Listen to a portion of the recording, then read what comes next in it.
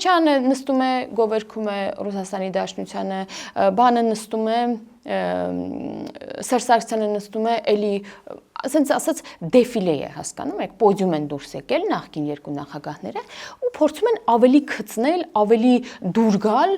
Ռուսաստանին, տեսնեն Ռուսաստանը ում վրա ստավկա կդնի, որովհետև դեռ մտածում են, որ ինչ որ երկրի ստավկայով է եւ դաբրոյով է Հայաստանի իշխանությունը ստեղ, Հայաստանի ժողովուրդը ստեղ իշխանություն ընտրելու։ Այսինքն այդքան չեն ճանաչում ժողովրդին։ Ես ուզում եմ այս երկուսից չառանձնացնել իրենց ֆինանսական եղբորը նաև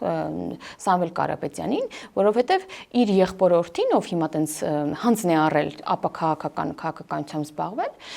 ինքը հետ չի մնում այդ հիմար հայտարարություններից, հա։ Օրինակ,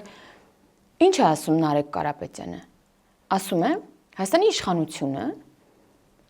Ղարաբաղում պատերազմը պարտվելուց հետո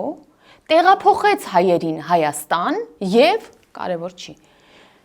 Հասկանում եք, տեղափոխել հայերին Հայաստան, սա ուղիղ արդարացնելն է Ադրբեջանի։ Ադրբեջանը էթնիկ զտում չի արել, Ադրբեջանը բռնի տեղահանում չի արել, այսինքն մենք ենք տեղափոխել անվտանգ բերել, ասում ենք, եկեք նստեք ավտոները, պետք չի մնաք դուք այստեղ։ Եկեք տանում ենք ձեզ Հայաստան, նման բան է եղել։ Թե ժողովուրդը բռնի տեղահանվել է։